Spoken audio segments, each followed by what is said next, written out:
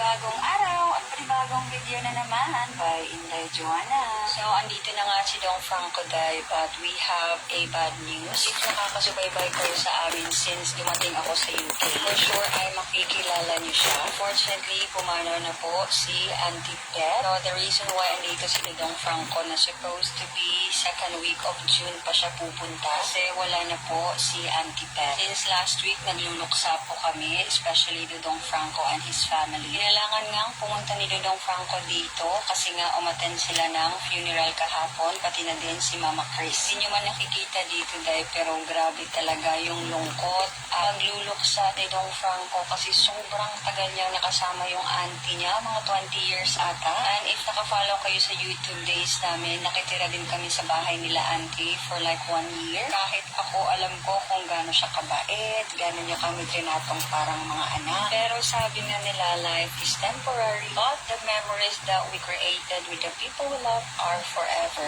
To Auntie Pet, kung naririnig niyo man ito, maraming salamat po sa lahat ng kabutihan niyo. You will forever remain in our hearts. Okay pala guys, so andito si Dong Franco sa aming office para tignan niya kung ano yung mga pinagkakaabalahan ko the past few weeks. Parang nakakataba sa puso kasi sabi ni Dong Franco, I'm so proud of you, my love. At nang ginawa ko ngayon ay para lang din to lahat for Ella Bell. So Dong Franco, this is your first time eating Explain to me what that is. this is chicken feet. Adobo. Adobo. It looks like a witch's hand or something. Oh, God. Do you need that? Yeah, kalaki ano doon. Yummy. No, we don't need that. You eat the fingers as well. In the bowl. You have to take off the toe. Basically, swallow it all. Yeah, you can. Oh, yan na. It's looking adobo. It's nice, but I don't like the thought of chicken's foot. It's really not nice. Just close your eyes. You eating it like so into the eating, it's being like before. But I don't know how to eat. So look, she's written two of them off. Now she's chewing the meat. Doesn't even have to touch it with her hands. She just gets the meat off the bone and she squeezes the bone out. Inside her mouth.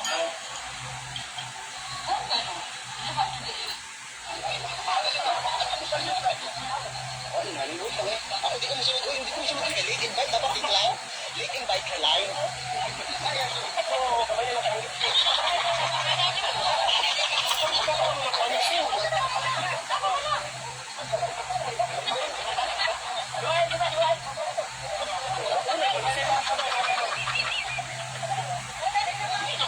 Nara sa gawas. Kaya hindi ka invited, pero natutod ka.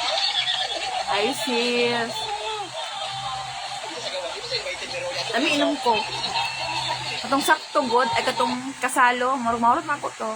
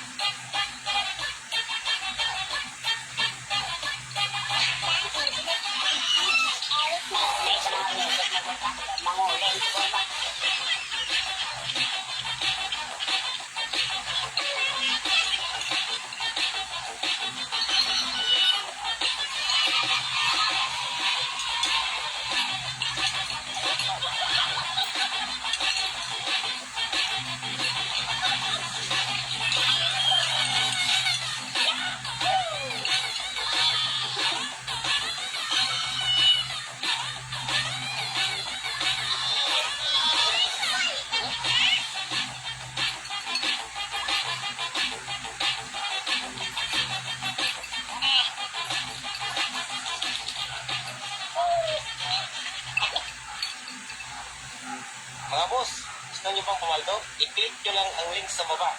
Let's go!